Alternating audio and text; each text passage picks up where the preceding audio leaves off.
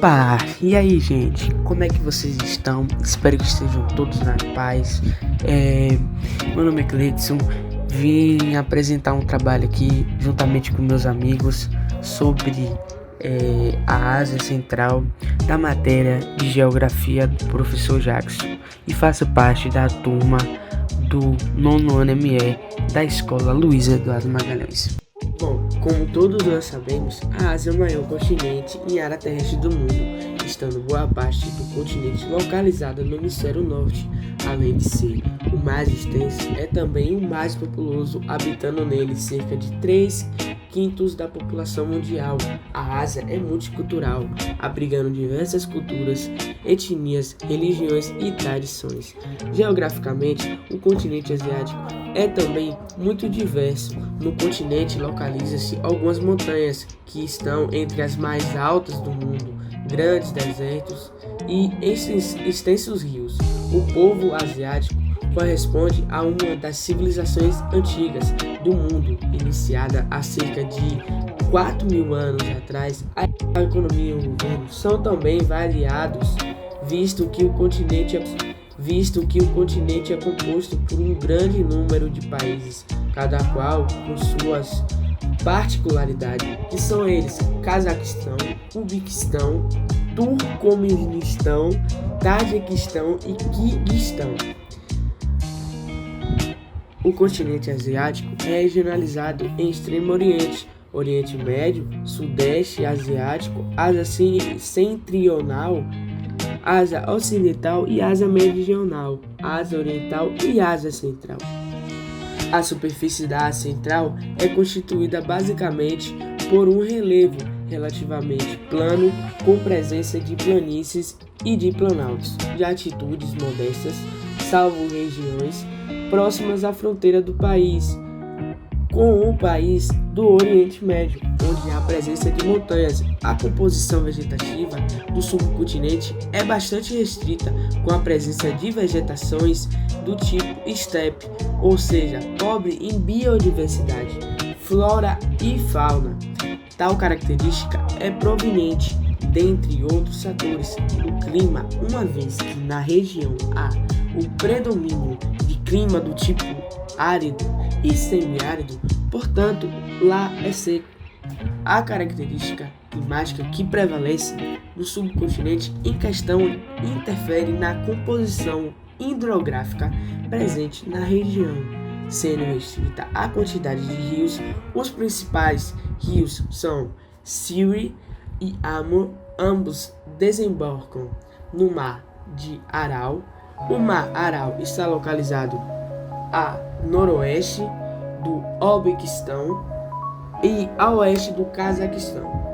Esse mar tem sofrido grande impacto ambiental desde a década de 600. Aral está perdendo água, secando, sendo um dos maiores problemas de caráter ambiental do mundo. O Mar de Aral está secando porque um de seus principais afluentes, o rio Amur, teve seu curso desviado para atender às necessidades de irrigação para os plantios de culturas como arroz e algodão. Diante desse quadro, o Mar de Aral passou a não receber uma significativa quantidade de águas, provocando a diminuição de seu volume. A culinária da Ásia tem uma cozinha de todos os países da Ásia Central. É muito parecida: pães, massas, carnes, alguns legumes e muitas frutas. Os principais pratos são lagman, espaguete caseiro, manti, dumpling, bekslimek, massa larga com carne de cavalo ou ovelha, plov, arroz com cenoura e carne. Parece ser saudável, né? Mas tome cuidado, porque eles usam muita gordura de ovelha para cozinhar. Para nossos padrões, pode ser pesado. Muita gente passa mal ao vir aqui na Ásia. Se for vir, traga remédios para infecções intestinais. O clima. O Cazaquistão é um país enorme, espalhado pelos estepes. Na capital, Astana, chega a fazer 40 graus no inverno e não costuma passar dos 30 no verão. A vestimenta. Essa região da Ásia teve forte influência árabe. Portanto, a religião é predominante e o islamismo, mas eles não são radicais. As mulheres mais velhas e das cidades menores usam roupas mais fechadas. Mulheres mais jovens da cidade maiores usam mais roupas curtas ocidentais podem ser usadas sem problemas, inclusive bermudas e saias curtas mais leves, sempre um lenço para entrar nas mesquitas e mais respeitoso, leve roupas claras e leves para encarar o calor desértico de um substrão. Lembre-se que à noite a temperatura cai em todos os países. Também leve um bom casaco se for subir as montanhas do Quirguistão.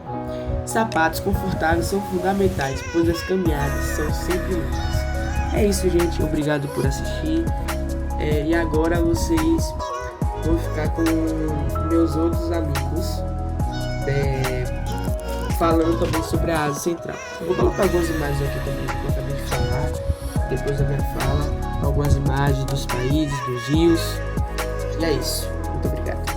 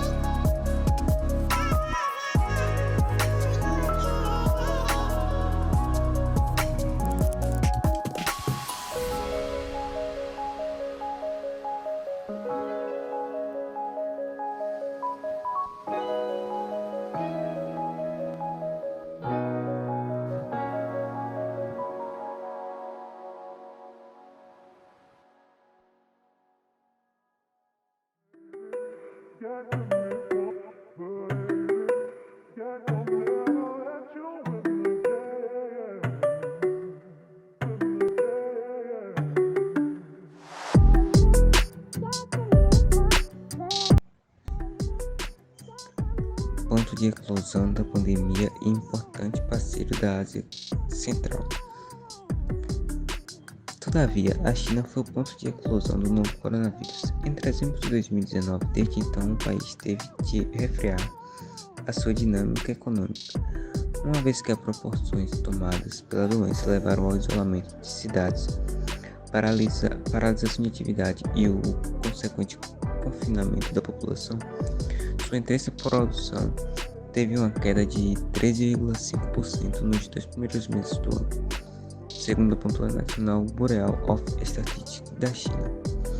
A crescente presença chinesa na Ásia Central se expressa sobretudo por meio da Organização para a Cooperação de Xangai, OCX, no começo do ano 2000 e mais recente com a Belt and Road Initiative (BRI), anunciada em 2013. Em ambas as organizações, que são dois grandes geoeconômicos de Pequim, têm se estabelecido fortes laços com os países centro-asiáticos, objetivando cooperar em 3 campos estratégicos: energético, econômico e de defesa. 13 de março, o primeiro caso no coronavírus e a amplificação do vírus no espaço centro-asiático. Apesar de 3 dos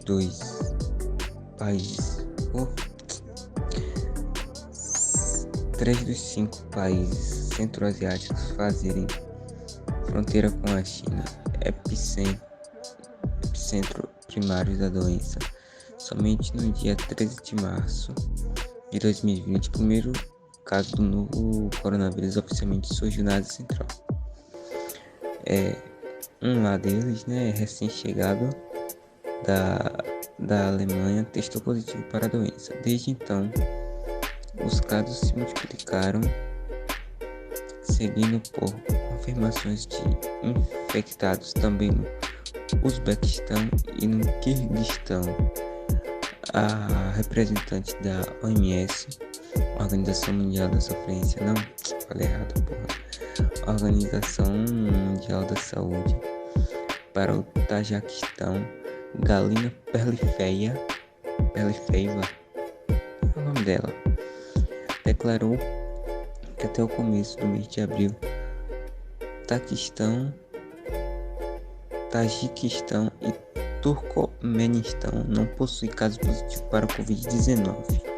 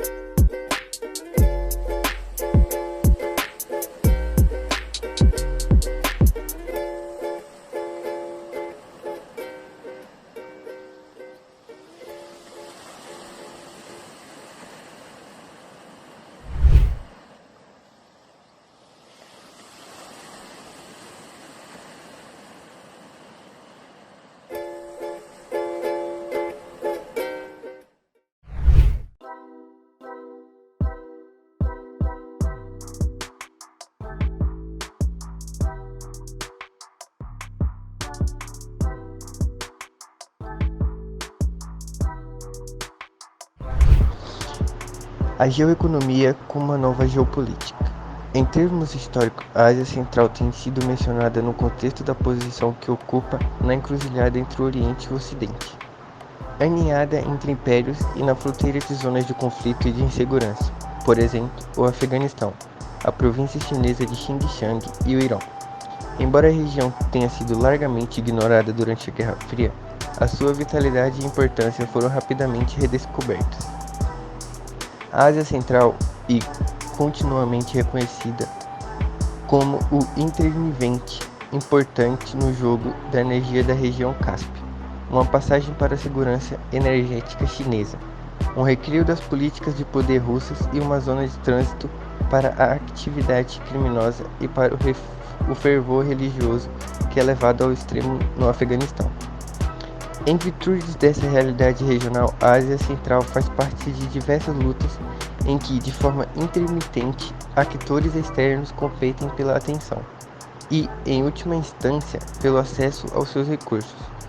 A concorrência pelo controle dos recursos regionais é frequentemente exemplificada por acordos econômicos e militares bilaterais e multilaterais negociados com os estados da Ásia Central.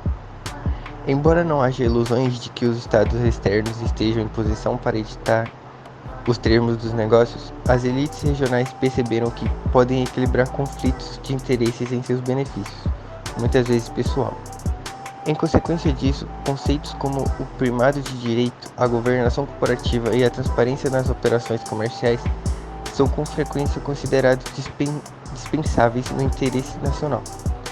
Os jogos de poder político não se restringem apenas a ações dos estados, mas incorporam a capacidade dos estados para usar os interesses comerciais e contornar o controle do crime sobre as esferas econômicas, sem criar maior instabilidade a curto prazo.